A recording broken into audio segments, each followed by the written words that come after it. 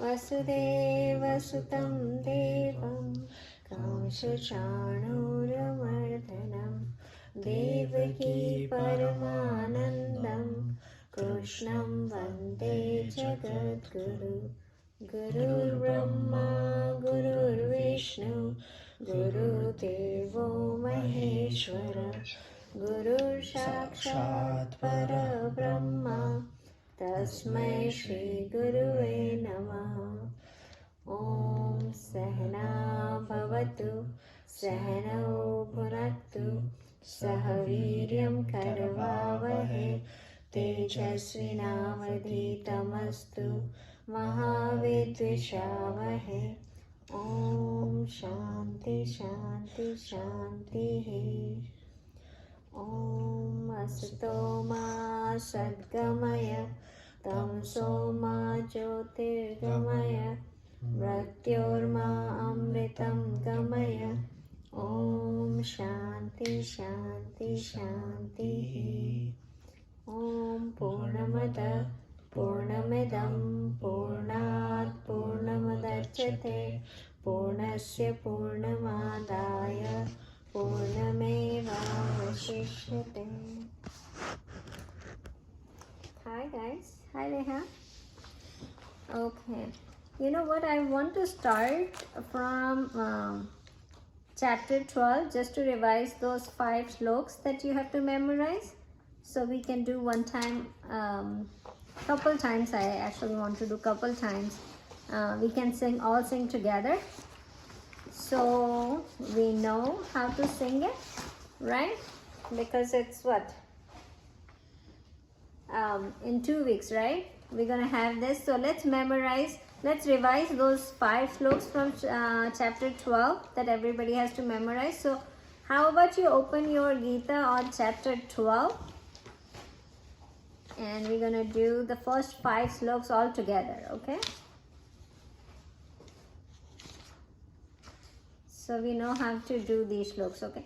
Let's do that for, I think it's not going to take much time. It's only 5 sloks. So we're going to try to revise it, like try to sing it 5 times today, right? Before we start the class. Okay, everybody has that chapter 12 in the book open? Good? Whenever you guys all ready with the chapter 12 book open, just give a thumbs up. Okay, Sane got, Reha got. Okay, Avi got. Saisha, you got? Awesome. Okay. Anya, you have Gita, Raja? I can't find the page. Okay. Avi, you want to tell her the page number? I don't have the book right now. Okay. Are you looking online? Mm-hmm. Okay. I think Sane, you want to tell the page number? 475. 475. On my thing. Yeah, I think it's the same one. Anya has it too. So 475. Okay. Okay. I know that probably if we all will sing without the with microphone on, then the voice will go here and there. But I want everybody to sing with this, right? So make sure you guys sing. Don't be quiet. I know you are mute, but don't be mute. Sing it. You ready? Guys, you ready here? Okay. Let's start. Arjuna Vacha Evam Satatayuktaye Bhaktya Samparyupasate Ye Chapakshara Vyaktam Tesham Ke Yoga Vittimam Shri Bhagavanu Vacha Maya Veshamano Ye Mam Nitya Yukta Upasate Shraddhaya Paryopetas Te me yuktatamamata Ye tvaksharam manirdesham Avyaktam paryupasate Sarvatra gamachintyam cha Kutastam achalam dhruvam Sanniyendriye gramam Sarvatra samabuddhaye ते प्राप्नुवन्ति मामेव सर्वभूते हिते रता क्लेशोऽधिकरस्तेषाम् अव्यक्तं सक्तचेतसाम् अव्यक्ता हि गतिर्दुःखं देहावर्दितवाप्यते. Okay, so these are 5 slokas. Let's do one more time. So, okay, so make sure you guys do with us too. Okay, so sing it with us one more time. Okay, Arjuna Vacha Jayasi. Oh, sorry, I started singing the third chapter. Okay, one more time. Let's start again. Arjuna Vacha Evam Satata Yukta Ye Pattasam Paryupasate Ye Chapakshara Avyaktam Tesham Ke Yoga Vittamam. Shri Bhagwan Vacha Maya Veshmano Ye Mam Nitya Yukta Upasate Shraddhaya Paryopetas ते मे युक्ततमामता ये त्वक्षरम् अनिर्देशम् अव्यक्तं पर्युपासते सर्वत्र गमचिन्त्यं च कूटस्थम् अचलं ध्रुवं सन्नियेन्द्रिये ग्रामं सर्वत्र समबुद्धये ते प्राप्नुवन्ति मामेव सर्वभूतहिते रता क्लेशोऽधिकरस्तेषाम् अव्यक्तं सक्तचेतसाम् अव्यक्ता हि गतिर्दुःखं देहावदितवाप्यते. Good? You got the rhythm and everything? You can memorize it? Not that hard, right? Yeah, so make sure you guys sing that every day because there is no other way to memorize it. So sing in the morning and in the evening or at least one time a day, and that's going to help you memorize it. Okay? Let's come back to our regular class. I was thinking we will do 5 times, but I feel like you guys can do it without doing 5 times. Okay. So let's come back to chapter 4. So we are doing chapter 4, which is Jnana Karma Sannyasa Yoga, right? So that's the name of the chapter. And you remember we divided this chapter into 6 different parts, right? So if you remember it, right now we finished 19th and we're gonna go on 20th slok.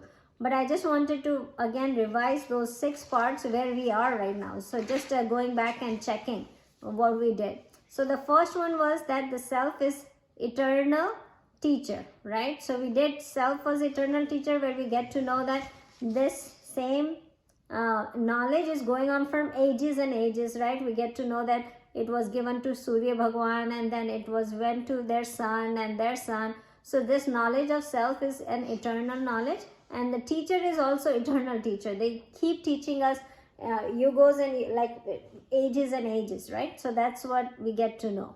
So first 10 shlokas were about that.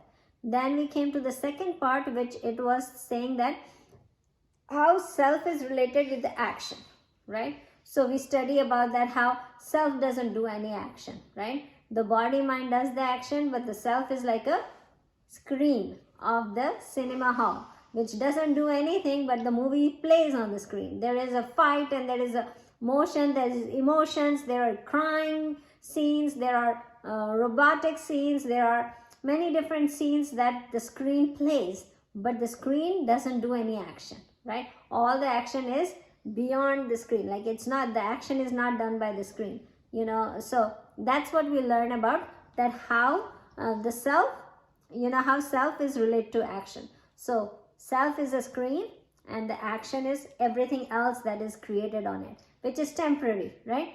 When there is a car accident happens and the car bursts off in the fire, the screen doesn't get fired, right? Same way the action happens on the body and mind, and it doesn't happen on the self. So self is how self and actions are related, that we discussed between shlok and 11 to 18. And the 18th shlok that we discussed was the biggest shlok, right? where we get to know that the person who sees action in inaction and inaction in action is the wise person, is the yogi, and is the doer of all the action. That's what we study on 18th slok, right? And when we realize that who is the wise person is the person who doesn't take action in action, even if they are doing so much action, but they know that our self, which is Atma, which is consciousness, is not doing any action, right? Who takes it that way is a wise person, right? And he is the one who achieved all the goals of his life. Because what happened is, then goals are not to fulfill the desire, the goals are out of the fulfillment, right? So that's what happened to the wise person. So we understand that in 18th slok. Now we studied last time the 19th slok, which was I want to also revise one more thing, is that the self itself is this. When we talk about actions, right, in this how the self and action are related, there are 3 levels that we discussed that the action is related to, right? So the first level is the self, related to the self for enlightened person and unenlightened person. There are 3 levels that we understand that how the actions are related. So first is that on the self level, right? So for unenlightened person who thinks that what I am this body, mind and intellect. So for unenlightened person, it's a little I that what I am, right? So then on the self level, unenlightened person and enlightened person, which is, so on self level, unenlightened person always think that I am doing this action. It's me who is doing it. Who is me here? The body, mind and intellect. That's doing the action. So then what happens is, I think that I am doing. If I do something wrong, then I am doing it wrong. If I do something really good, then I am doing good. This sonal is doing good. This sonal is doing bad, right? So when I am unenlightened, I behave like a little I, and all the action that I take is little I action. And if I become enlightened, if God wishes, if I get enlightened, what's going to happen is my action is not limited to this body, mind and intellect, right? The body, mind and intellect will do action, but I as a self level, right, the action is not done by me, right? I'm not this sonal, I'm not limited on the sonal, right? So then my action is not done. So I'm on the self level, they both have a different way to think. They think, which people are unenlightened, they think that every action is done by me, body, mind and intellect. On enlightened person, then the self, which I am, doesn't do any action, right? Did you see the difference between the action, right? Now at the level of mind, so we are talking about actions, right? On the level of mind, what happened is, unenlightened person does everything depending on the desires that comes, right? So everything is depending on the unfulfilled person that we think, right? If I get this, I'm going to be fulfilled. I'm going to be satisfied. If I get that, then I will become satisfied. So depending on that, we take action, right? That is who is unenlightened person, like regular person. We all think the same. We all think same way. That it is out of, it depends on, it is for the fulfillment of our desire. That's what we take action on, right? Now, enlightened person on reverse, what they do is, they will take action on. What, the enlightened person? Mm-hmm. They take action For? So others, but right. what will be where will be the psychology on that? Like they do the actions for God and not for their own gains. Yeah. So either compassion or because of love, not because of fulfillment of himself, right? Wait. Like how, if you think about it, people who are, Compassion for God's life. What is it? Never mind. I wrote that. I just right? So in this mind, they do it to fulfill their desire.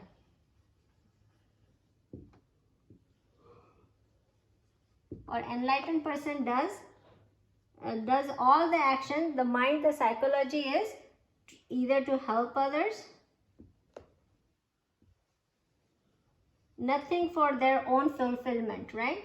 So helping others, compassion for others, or out of love, like and Christ did out of love, right? Krishna Bhagwan did out of welfare of others, right? Krishna Bhagwan did it. Buddha does out of compassion. So enlightened people will do their action on base of the psychology of these things, where unenlightened person will do for fulfillment of their desire. That's the mind, right? So that's how it goes. Now on base of body, on level of body, unenlightened person will do the same physical activity as an enlightened person will do, right? The physical activity will be same, but the physical activity of this will be for personal gain, something that his body, his mind, his intellect needs it. On unenlightened person, their physical movements will be for others, right? Anything that they could do for others, that's what the bodily movement will be. So physically, they both will do the same thing, right? They will walk, they will talk, they will eat, they will sleep, everything will be same. But again, the mind level, it becomes different, and on the self level, it becomes different. So on body level, it will be same, but on other level, it will be different. So in nutshell, if we talk about it, then what we talk about it is that enlightened person does the karma, but they are not bound to the law of karma. Any action they take, right? They are not bound to the karma. But unenlightened person take any action is always bound to the law of karma. That's the difference, right? So if all this, if you want to just say in two lines, then you will say that though involved in karma, right? Everybody is involved in karma. Even enlightened person and unenlightened person. They both are involved in karma, means action, right? They all are involved in that. But what is the difference? Enlightened person is not bound by the law of karma, but unenlightened person is always doing action or inaction, is fully bound by law of karma, right? So you got that? So that's what we understand in that. So in 18th shlok, Krishna Bhagavan says that person is a wise person, right? Who takes action in inaction, and inaction is a wise person. Now in 19th shlok, he talks about that wise person is a sage whose actions are without desire, right? So now he gave a definition of a wise person in 18th. In 19th shlok, he gives the definition of what he gives the definition of a sage. Like sage means an enlightened person. So what was the 19th shlok? He says the person is do not take action with the desire, first thing. Then second thing, he says that all his desires are burned by the fire of knowledge. That person is a sage, right? So we got two definitions. So if you want to be wise, first you have to be wise, right? Any spirituality that you want to step the ladder up, you have to be wise, right? So the wise, he gave a definition in 18th shlok. Then he says that wise person is a sage who is, so he gave the second step, which is the person who does action without desire, and all his desire are burned by the fire of knowledge, right? So he gets the knowledge. That's what he is trying to say. You got it? So that was the 19th shlok. Let's get to the next shlok that we have to take. I think it's shlok number, let's start with shlok number 20. Okay, let me open the book. Okay, shlok number 20. Guys, open it.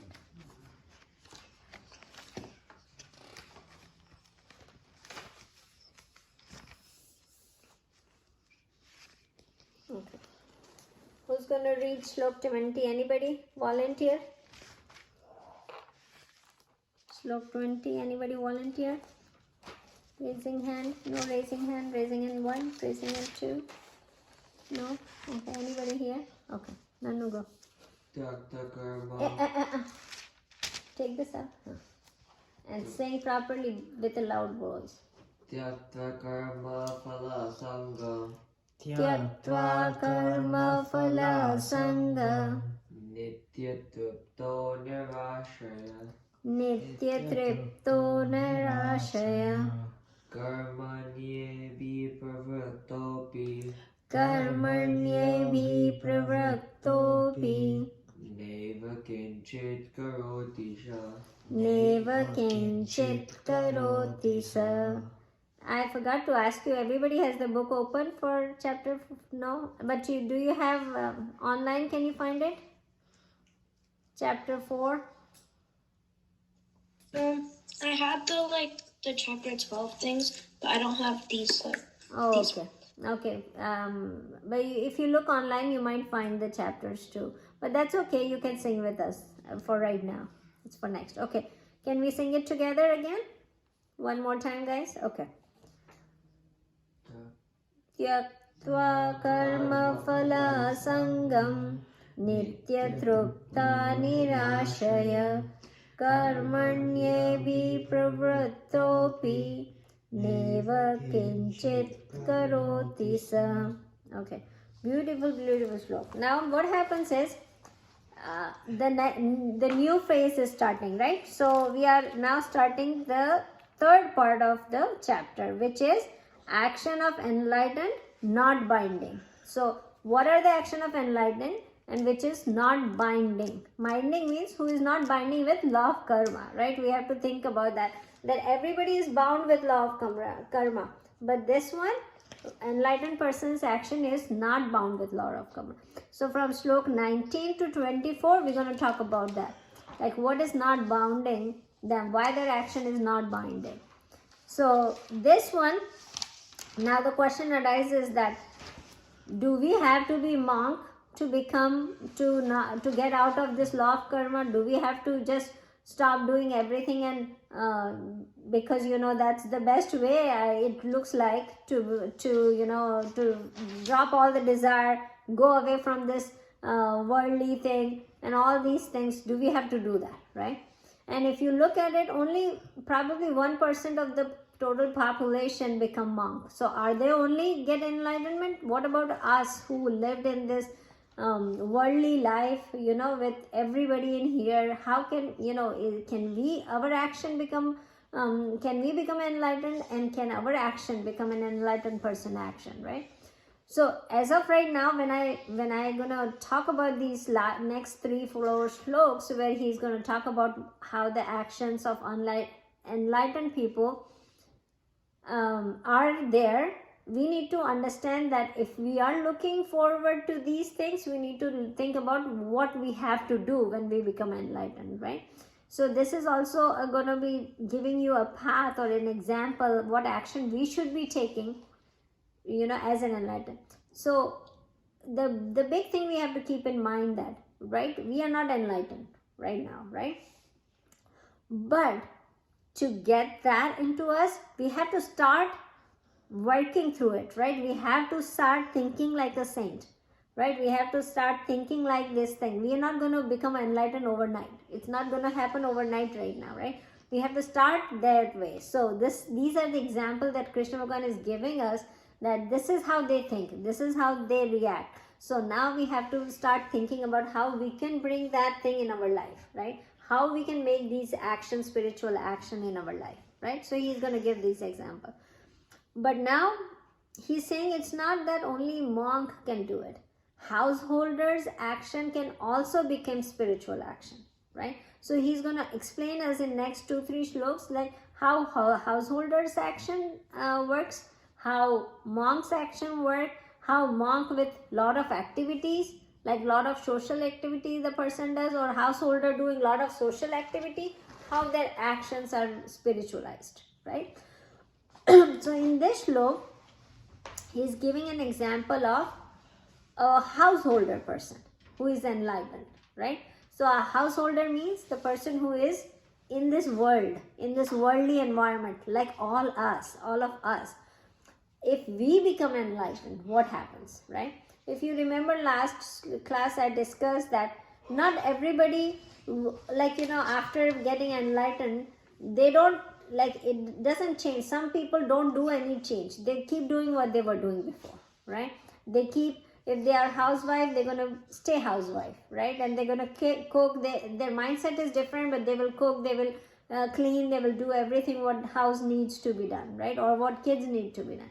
If somebody is working as an engineer, he's going to keep working as an engineer. Or if somebody is a doctor, or somebody is an accountant, he's going to keep doing that, right? that one part of the group, right? The next part of the group is that if somebody is want to do something different, right? I'm very close to God now. I want to do lot of service to others, right? So they start something else, right? Or some people leave everything and say, I don't want any world. I will leave and I will go and just meditate and be close to the God. So there could be any three ways these people react, right? So in that slok also we understood that the householder can also be enlightened. It's not only monks be enlightened, householders staying in the house, doing all house activity can also be enlightened, right? So now in this slok, Krishna Bhagavan is explaining how householders' activities are not bound to the law of karma, right? So these enlightened householders, right? So what he is saying that, he is saying renunciating all the attachment to the action and fruit of action. So this person who is a householder, what he does, his action are all renunciated by the attachment of action or any result of action, right? They are no longer dependent on anything of the world. So very independent, free. So these guys are very independent, very content, ever content, right? So they are ever content. They are all not dependent on anything of the world. And they are even engaged in lot of action, fully involved in action, right? So there are three things that he mentioned in this slok.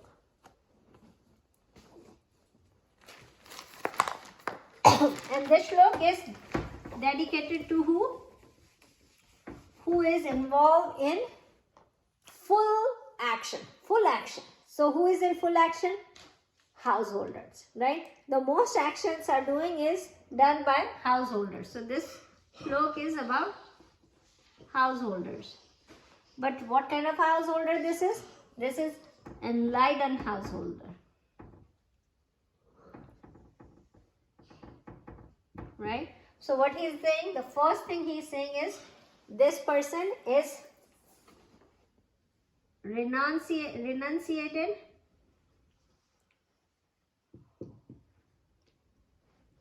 attachment for action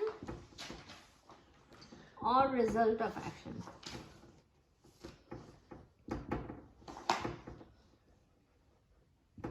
Right? First thing this, they are ever content. Right? They are ever content. Now third is, they are you can say not dependent or independent,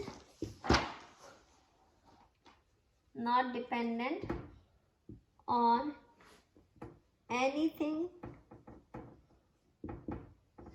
in the world for their satisfaction or happiness, right? And then fourth is, that person is in full, even though if they are engaged in action, even though they are fully engaged in action.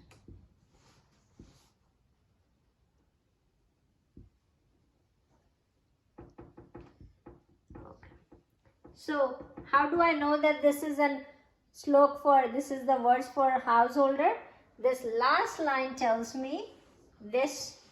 Krishna Bhagavan is trying to explain that this action, these are the action of householder. Because why? Because they are fully engaged in the action. So who is fully engaged in action is the householder, right? Every morning we wake up, we have to earn, we have to study, we have to go to work, we have to take care of this, we have to learn some activities, we have to go play sports, we have to do our homework, we have to do so many things, right? So we are jam-packed with all the action. We are engaged in action all the time, right? So who is that? Householder, right? So that's what. So now householder actions, what he's saying is, first he has to leave the attachment to the action and result, which since we started studying Gita, this thing kept coming in, right? All the time, that we have to stop the attachment on what? On the action and result of action, right? We cannot attach to the action or act. So that one is, so he mentioned Nitya Trupta. Nitya Trupta means, Nitya means always, ever. And Trupta means satisfied, santosht, right? So this person is ever satisfied, right? There is no nothing that can ever satisfy. Means everything is what they get or not get, it doesn't matter, they are content, right? They are not looking forward to do anything that is worldly thing, right? In spirituality they can be uncontent or discontent. What is the word? Is there a word opposite to content? Not content. Unsatisfied, not content.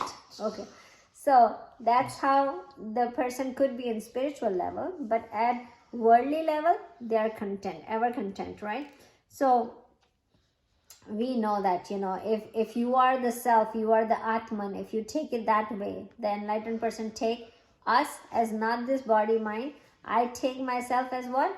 I take myself as a Atman. Then there is nothing that I need from the world, right? There is nothing that I need from the world. This gadget cannot satisfy me. I'm ever content. If it is there, I will have it. If it is not there, I don't need it, right? So it doesn't matter to me, right? Anya and you guys are distracting me because of putting those things on your screen. It's distracting me. So can you please take that out? Thank you, guys. Anya and Avi, yeah. Thank you. So Nitya Trupta means they are ever satisfied, right? So now you understand that enlightened person, why would he needs anything from the world, right? There is nothing that you need from the world. But for us, we need a lot from the world, right?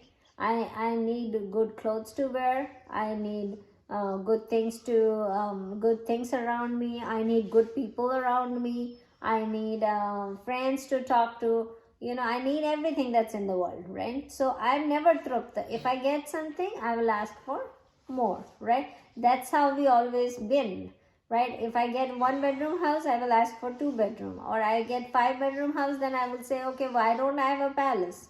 So it's going to be always like that, right? So we are never trupta, but this person is always trupta, enlightened person, because what? He's not taking himself as body mind. He's taking himself as Atman, as Brahman, right? Which is everywhere. So that's one thing. Then so their happiness doesn't depend on the object of outside world, right? Where our happiness depend on object of outside world. Object, or you know, space, time, all these things, our happiness depend on those things, right? So we are not ever content, but this person is ever content. Now we actually covered all 2-3 points. Now one thing I would say, nirashaya. So he is not dependent on anything, right? So the person is not dependent on, and as mentioned that this person is not dependent. You know, I remember a story about a sadhu, right? You know, he was talking to his shishya, his student, and the student who got so attached to the guru, right? And then he said, Guru, you know, if I leave, then what's going to happen to you?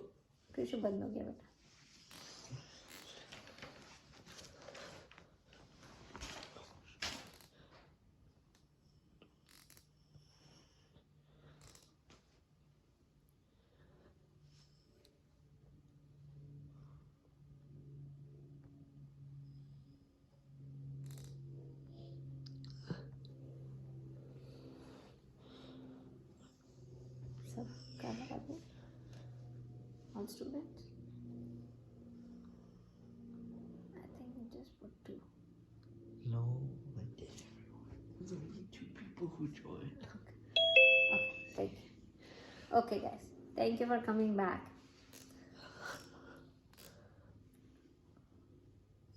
Go. Okay.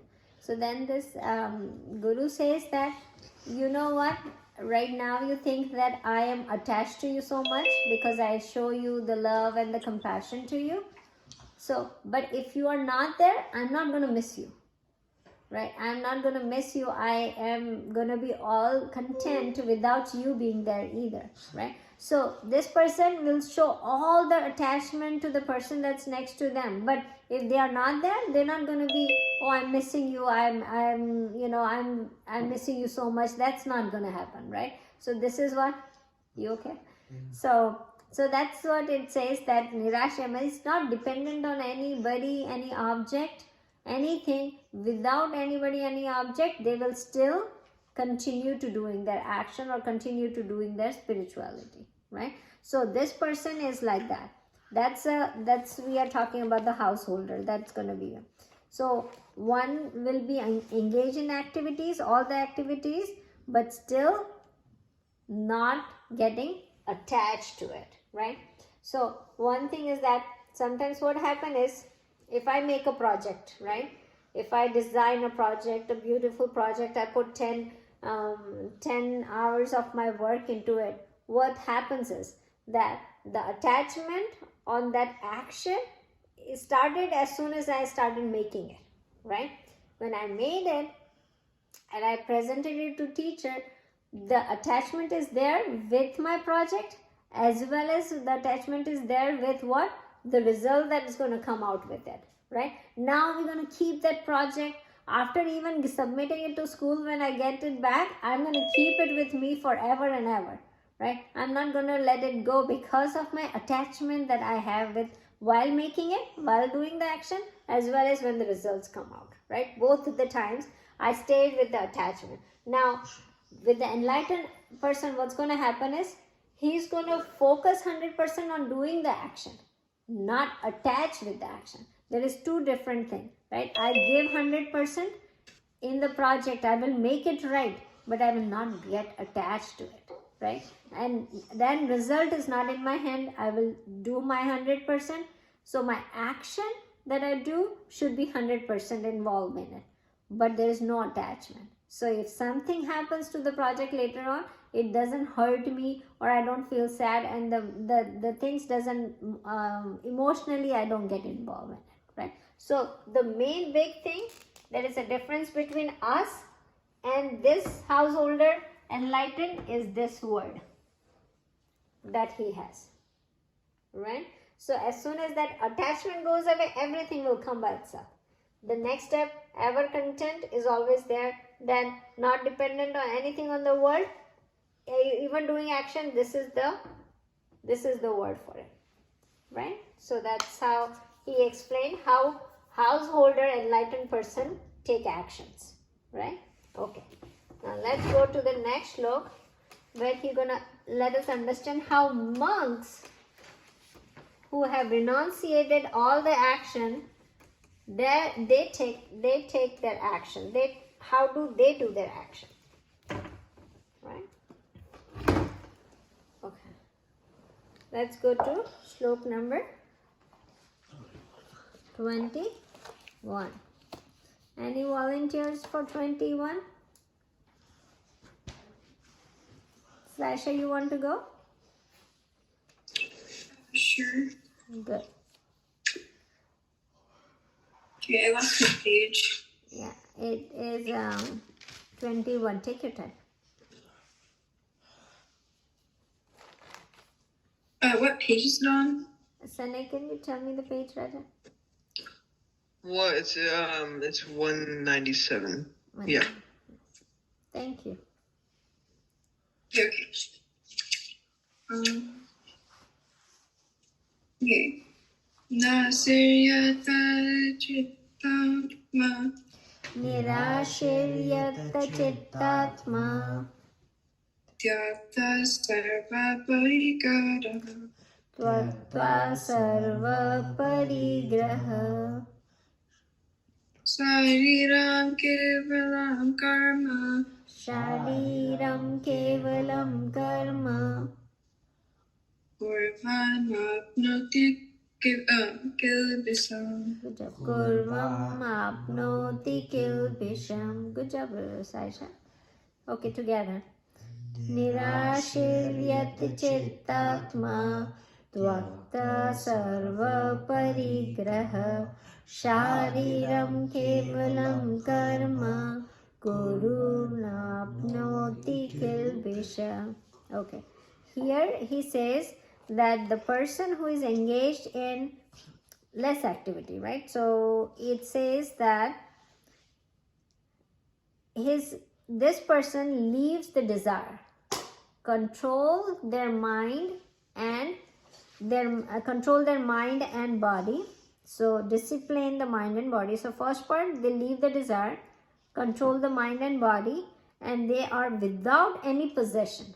So relinquish all possession that they have, right? So that person is doing merely bodily actions. So they do only the physical body action, right? So this one again, we can say by the slok how it is explaining us, that it would be for monk, because monk do only barely their regular bodily activity like walking, talking, eating. That's the bare minimum body activity they do it. So what does this slok says? There are three things in this. The first thing is leave all desires.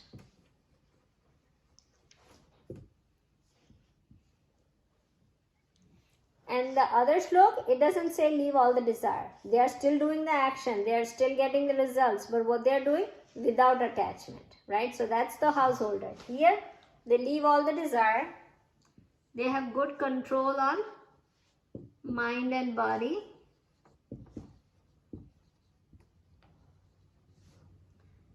They relinquish all possessions. And then what happens to them? They are doing very slender bodily activities. Mere body activities. Okay.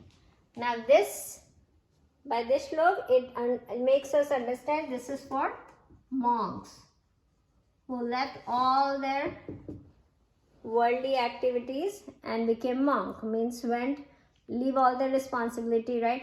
No earning, right? No studying.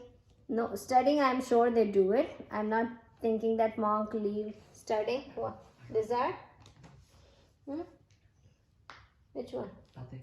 Possessions? Nothing. Okay. So what happened in this, like, the monk doesn't do any householder activities. They don't have to cook. Why? They go and beg for food, right? They don't do any earning responsibility. They don't have to pick up the kids and drop the kids anywhere. They don't have to drop them to school. They don't have to take the kids to activity. I'm talking about me and comparing a monk, but for as a kid, they don't have to do assignments, right? They don't have to make projects, the chemical projects or the big projects that teacher asks. So they are away from the responsibility, doing mere body activities or slender, whatever you word use, right? So they're not doing anything of those kind, right? But they have a big control on mind and body, right? So they leave the desire. First of all, as soon as they leave the desires, then what happens is they don't want to have a desire of doing anything, right? Any desires to eat anything, or they are not slave to their senses, right? So they are not slave to their senses, means they gave up all the desires. Now when you are monk, some of the monks that they beg the food. So if sometimes they get good food, right? People give them good food, but sometimes they barely get something to eat. right? some of the monk has a very strict restriction that they follow. There are like good rule and regulation they follow. They only go to 3 houses to beg. If in these 3 houses they don't get anything, then they don't eat anything, right? So there is no desire of eating good food every time. If you have that desire, you can't be a monk, right? Even if you think that every morning I have to wake up and somebody will get me a bad tea, then you cannot be monk, because there will be no person to give you a bad tea, right? If you have a if you have a desire of making sure that you wake up and your mom make your breakfast ready and keep it on the table, you cannot become a monk. If you have that personality that your mom will make your lunch ready and everything ready. So some of these monks don't even get, if they don't get in those 3 houses when they go for begging the food, they don't eat. One of the monk that I know is, if somebody doesn't come to him and give the food to him, then he doesn't eat. He doesn't even go for begging. If somebody comes and give him, he will eat. If nobody comes and give it to him, he will not even eat, stay hungry all day. So people, they have a very good control on their mind and body, and that's why they leave all the desire, right? If you don't have a discipline here, you cannot leave your desires. So they have to have that. One of the monks that I remember, that story I heard, he has a rule of 0 to 0. What was that rule? That every morning he starts with 0 possession. There should be nothing in his possession in the first thing in the morning, and at night he should sleep with 0 possession with him. What was it like? He had a lot of students and a lot of bhaktas, like a lot of followers that were there. So every follower all day long, they bring some gift for that monk, and they give him something. So everything that comes all through the day, it has to be given away by end of the night. So he should sleep with 0 possession, and he will wake up with 0 possession. If there is something remaining in the evening, he will not sleep until that thing is given away to somebody else. So he had the rule of 0 possession, right? So there are monks you will see, which is very, it's their way of living, right? We are not saying that this is the right way or wrong way, or householder is the wrong way to live, or monk is the wrong way to live, but everybody has their own way to spiritualize their action, right? In this way, they spiritualize their action by doing these things, right? So they leave all the desires. They don't have any desires of anything. They control their mind and body. They take away all the possessions, and they merely do their bodily activity, right? So these guys do the action like this. That's what Krishna Bhagavan is telling us, right? So this is about the monk who gives up everything, right? Now let's say there is one more shlok, and we will figure out what that shlok's explaining, what kind of action, right? So that, what is shlok, which one? Which one are we on? 22. So let's read the 22 shlok, and I quickly do this before. I actually wanted to do till 24, but we might not be able to do it. So, but let's do this.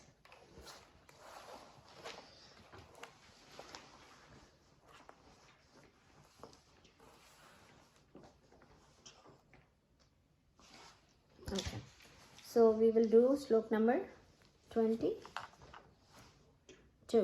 Okay, anybody, any volunteer there? Okay, Krish, can I put you? Okay.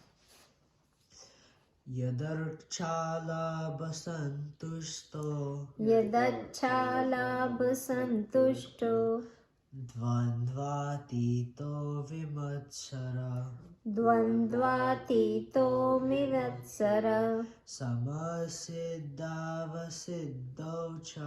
Samasiddhavasiddhaucha Kritvapi na nibadhyate. Good job. All together. This is stroke number 22. Okay, guys? Okay. यदच्छालाभसन्तुष्टो द्वन्द्वातीतो विमत्सरः समासिद्धौ सिद्धौ च कृत्वापि न निबध्यते. Okay, now this one is either we can take it as a person, a monk with lot of social activities, like lot of social things that they do, lot of things in helping others, probably in hospitals and in teaching others, or doing a lot of social activities, right? Or we can take a householder who is doing a lot of social activities, right? So this is an example of all right. Oh, there. So this one, it says that how do they do the action, right? So what is, how do they do? So either monk or householder doing action with social cause. Okay, so keep that in mind, right? So we are talking about the action of this person now. So what happens in this person? This person is content with whatever chance bring, right? So the first point for this person is he is content with whatever chance bring,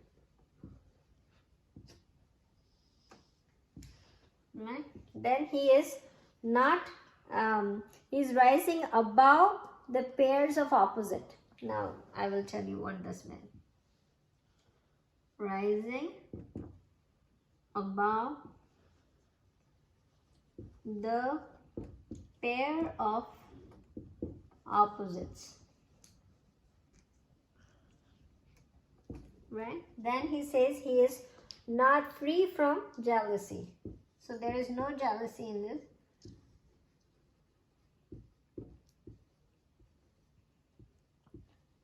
Free from jealousy. And then he is undisturbed by success and failure.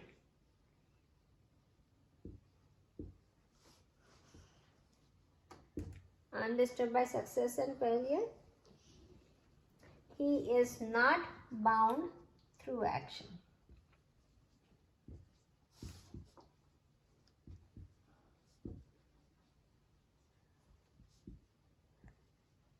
Is not bound through action. All these things, what he's saying is that all these persons do action, but they are not bound to law of karma, law of action, right? So now we're going to take this. So what happened is, first of all, he is content with whatever chance brings, right? So he is content with, he will do his 100% with the action, but whatever comes with it, whatever comes with whatever hard work he has to do, whatever result it's going to give, he's content with it. He's not complaining because everything is God's work, right? Kind of that way he does it. So there is no complaint on it, right? So now what happened is he's content. Now I was saying that he will do 100%, but then in 100% he might have to work really hard, right? He might have to do the work for all 18 hours or 20 hours a day. He might have to work, but he will not complain about the work. Why? Because it's for the social cause, or it's for somebody else, or it's helping others, or something like that. So now he doesn't complain. So he's content with either overworking, or he's content with what results are coming with that project, right? He's not worried about that. So that's what he is. Then rising above the pair of opposites. Can anybody guess what does that mean, pair of opposites?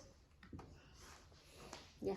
Like happiness and sadness. Happiness and sadness, cold and heat, hot and cold, hungry and fulfilled, kind of those things. So opposite is heat and cold, war and peace, right? Birth and death. So what they are? they are rising above the pair of opposites. So opposites are like heat and cold, war and peace, happiness and sadness,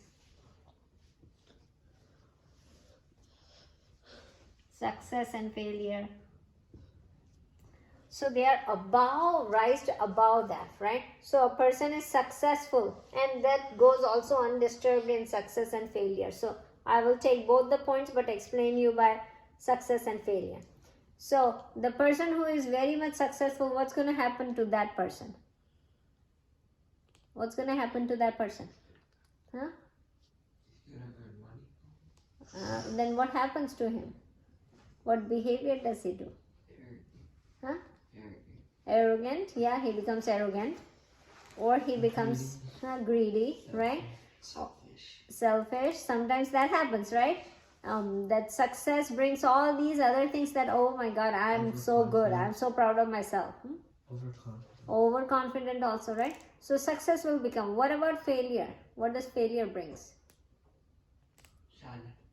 Sadness. What else? What does failure brings? Like, why me? Huh? Why me? The thought of why me. Yeah, that's gonna happen. Yeah, Avi. Maybe failure brings like anger. Anger. Yes, the failure brings anger. What else?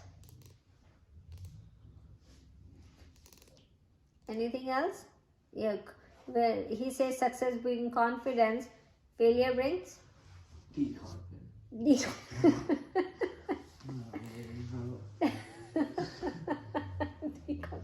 Success brings lack of confidence. lack of confidence. Failure brings. Yeah. I mean failure. Failure. Yeah. So that's what happens, right? So they're opposite, right? Two different ways. But if person rise above that, right, or undisturbed by that. So undisturbed by getting successful. If I'm successful but I'm not greedy, if I'm successful but I'm not becoming happy and running around and saying everybody, oh, I got this, and you did not, and trying to tease other people by my success, by showing my success, that, right, if I don't do those things, right, what's going to happen is I am successful, which I know I got the success, and it is God grace, that and human effort as well as God grace, both combined make me successful, right? So if I got success, then it's all on him, right? If God doesn't want it, I will not be successful. So what's going to happen is then the calmness comes in me saying that no, it's all not me. So arrogance doesn't come, right? Then anger doesn't come, right? Because not anger, sorry, let's keep it with success. So arrogance doesn't come, right? Happiness to show off will not come, right? Then probably the confidence, the overconfidence doesn't come, that it's only me, nobody else can do it, it's only me. That's not going to come. Why? Because what's going to happen is it's not only my effort, there was God grace also added to it. That's why it happened, right? If the other part is missing, if it's only my efforts, it might not happen, right? So God grace is needed too. So the both things are there. So it's not all my contribution. Then what's going to happen is I'm not arrogant, I'm not overconfident, I'm not celebrating or to tease other people. I'm not doing all those things that comes with success, right? So then I become rise above the success, right? So that's what it is. Now rise above the failure. What's going to happen is the failure happened, right? It's all not my fault either, right? Probably I did not have a God grace, or God doesn't want me to do that right now at this moment. That's why the failure comes. There might be something else for me. It's not just this, right? It might be something else, or God wants me to put more efforts. I might not have put my 100% effort. So the failure doesn't make you not confident, like lack of confidence, but think like, hey, let me see what I can do differently, right? Learn out of failure, right? That means rising above the failure, right? So that's how it is. So when this person is rise above success and failure. Now I'm talking about, let's keep up thinking about a social cause, right? So the social cause that I started, or a monk or a householder doing it, right? Let's see that, oh, I want to feed everybody, right? That's my social cause, that nobody stays hungry in my 4-mile radius. So I'm going to feed everybody. That's my social cause. So for that enlightened person, what's going to happen is, if probably it might be too cold, that I might not go and serve these people, right? I have to go rise above that weather and make sure that I go and serve them, right? So enlightened person go above these opposite things, then they go and do their actions, right? So that's what it is. Now, free from jealousy. It's very important for a householder as well as monk, right? So what's going to happen is, all their actions are free from jealousy. Whenever the jealousy comes, what happens? Our productivity reduced by 50%. As soon as jealousy comes, our productivity of any action breaks down to 50%. Our capability reduces, right? So this is what happens. Shah, can you sit properly, Raja? Thank you. So then what happened? The productivity reduces very much. So jealousy, we have to stay away. Now if I do a project, right, and another person is doing it too, then if I have kind of jealousy, what I'm going to see is like how they are doing it. My mind will be focused on more on their project than my own project, right? Because we are doing the same and I'm jealous, so I'm going to keep looking, is their project is coming better than mine? Are they doing better, or are they doing these things, or what are they doing? Let me see. Am I missing anything? So my focus will be more on their project than my project, right? But this enlightened person doesn't have any of them. So there is no jealousy. So then and again, enlightened is the person who sees oneness everywhere. So then what happens is, if it is oneness everywhere, then what about jealousy? There is no other person. You and me are same. So how come your project is not my project? It becomes the same, right? So then this person will be free from jealousy. There is no jealousy in their actions, right? And I already explained undisturbed in success and failure. So they don't get disturbed in success and failure, right? So that's how a person, a householder, a monk, with doing the social cause, that's how their action goes, right? So today we actually understood the 3 kind of actions that people do in their life. One is the action done by a householder, but householder, what kind of householder? Enlightened householder, right? The action done by a monk, but what kind of monk? An enlightened monk. An action done by a householder or monk for social cause, what kind of householder or monk this is? An enlightened householder or monk, right? So we need to understand that. So that's the Krishna Bhagavan gave us the action which doesn't bind us to what? It doesn't bind us to? All the actions, they don't bind us To? To the, wait, what's it called? Repeat the question. All the actions today that we understand, that doesn't bind us to? It doesn't bind us to? Anybody there? Doesn't bind us like to the design, or like the fruit of the action. No, but what Like does you're it? not attached to it. Huh? The possessions. It's what were we saying? All enlightened person is not bound to the. He's not bound to the law of karma. Yes. Oh, it's right. So all these actions will not bind you to the law of karma, and that's where when we are born again, what happens is the reason of bonding again, getting birth again, is because of law of karma, right? When the law of karma goes away, then what happens? There is no rebirth, or we take birth with a purpose, not because of law of karma, right? So that's the difference we need to understand. Okay, let's close it.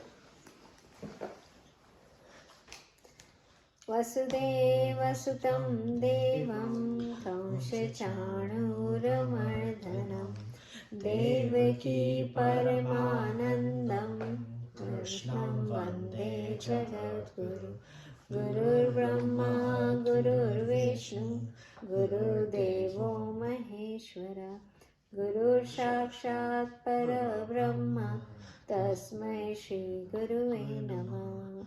Shri Krishna Arpanamastu. Okay, guys, thank you. Thank you for being there.